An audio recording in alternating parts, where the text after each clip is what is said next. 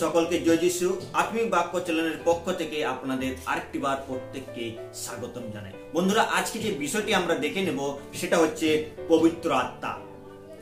ঈশ্বরের আত্মা কি?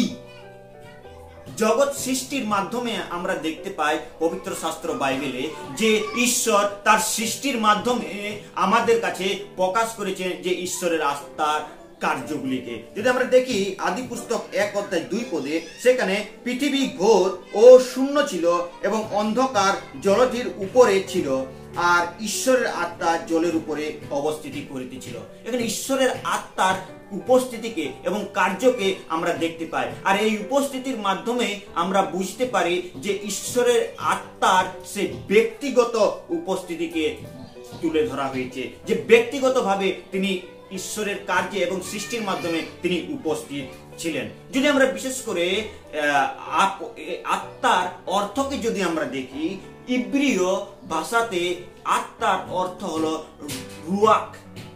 রুয়াক শব্দের অর্থ হচ্ছে বায়ু বা বাতাস বা নিঃশ্বাস। আমরা বায়ুকে আমরা উপলব্ধি করতে পারি যে বাতাস বইতেছে, কিন্তু আমরা সেটা দেখতে পাই না।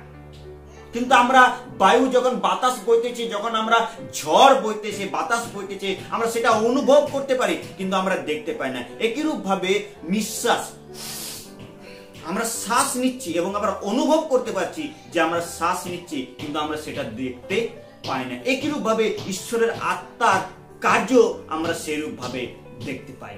ঈশ্বরের আত্মার কাজ সৃষ্টির মাধ্যমে দেখতে পাই। 1:26 যেরকম আমরা দেখতে পাই, সেখানে 1:26 সেখানে ঈশ্বর বললেন যে আমরা আমাদের প্রতিমূর্তিতে আমাদের সাদৃশ্যে মনুষ্য নির্মাণ করি। এখানে আমাদের প্রতিমূর্তিতে, এখানেও ঈশ্বরের আত্মার কাজকে আমরা দেখতে পাই। আর এই আত্মার কাজ আমরা জগৎ সংসার সৃষ্টির মাধ্যমেও দেখতে পাচ্ছি এবং মনুষ্য সৃষ্টির সম্বন্ধ দেখতে পাচ্ছি, এবং এই আত্মার কাজ তার ঈশ্বরের লোকেদের মাধ্যমেও আমরা দেখতে পাই।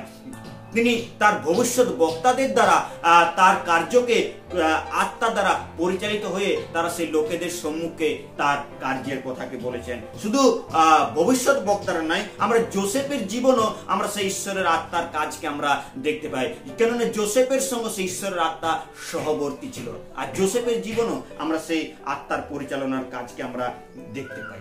দ্বিতীয়ত হচ্ছে সেটা হচ্ছে প্রভু যিশু।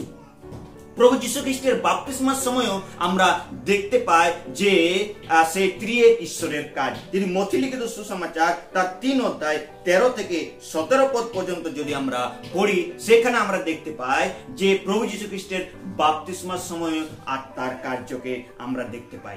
শুধু তাই নয় বন্ধুরা, যোহন লিখিত সুসমাচারে যোহন ক্লিয়ার করেছেন যে আদিতে বাক্য ছিল এবং সেই বাক্য মাংসে মূর্তিমান হইল। যোহন লিখিত সুসমাচার 1:5 যদি দেখি, সেখানে আমরা সেই ঈশ্বর বাক্য মাংসে মূর্তিমান হওয়ার কথাকে পাই, এবং 14 দেখি যে সেই বাক্য মাংসে মূর্তিমান হলো, সেই কথাটাকে আমরা দেখতে পাই। আর প্রভু যীশু খ্রিস্ট শুধু বাপ্তিস্মার দ্বারা আত্মার কার্যকে দেখতে পায় না। প্রভু যীশু যখন এই সংসারে ছিলেন, তখন তিনি জগৎ সংসারে আত্মার দ্বারা পরিচালিত হয়ে অনেক আশ্চর্য কার্যকে করেছেন। অন্ধকে চক্ষু দিয়েছেন, মৃতকে জীবিত করেছেন, খঞ্জকে চলার সামর্থ্য দিয়েছেন, আর তিনি এই আশ্চর্য কার্যগুলি কার্যের দ্বারা সেই আত্মার দ্বারা পরিচালিত হয়ে তিনি সেই আশ্চর্য কার্যকে করেছেন, এবং তার মৃত্যু তো আমরা সেই আত্মার কার্যকে দেখতে পাই। তৃতীয় যে বিষয় হচ্ছে সেটা হচ্ছে প্রভু যীশু খ্রিস্ট যখন এই সংসারে মৃত্যুবরণ করলেন, পুনরুত্থিত হলেন, এবং তার শিষ্যদেরকে তিনি বললেন যে তোমরা যখন পবিত্র আত্মা প্রাপ্ত হইবে, তখন তোমরা জেরুসালেম, জিহুদা, সামরিয়া এবং জগতের প্রান্ত পর্যন্ত আমার সাক্ষী হইবে। সেটা প্রেরিতের কার্যবিবরণী 1:8 দেখতে পাই। আর শিষ্যরা যখন জেরুসালেমে ছিলেন, আর সেই 2 অধ্যায়ে সেই 1-4 আমরা দেখতে পাই পঞ্চসপ্তমীর দিনে, আর তখন সেই আত্মা আসছেন আর সেই শিষ্যদের উপরে কার্য করছেন, আর তারা শক্তি প্রাপ্ত হয়ে তারা বিভিন্ন ভাষায় কথা বলছেন। আর আত্মার কাজে বর্তমান জীবনও, আমাদের জীবনও, ব্যক্তিগত জীবনও আমরা সেই আত্মার কাজকে এখন আমরা উপলব্ধি করতে পারি। তা আসুন বন্ধুরা, আমরা সেই আত্মার কাজকে উপলব্ধি করি, আর সেই পবিত্র আত্মার দ্বারা পরিচালিত হয়ে আমরা যেন কাজকে করতে পারি। এই ছোট্ট চিন্তাধারা দ্বারা ঈশ্বর আমাদের প্রত্যেককেই আশীর্বাদ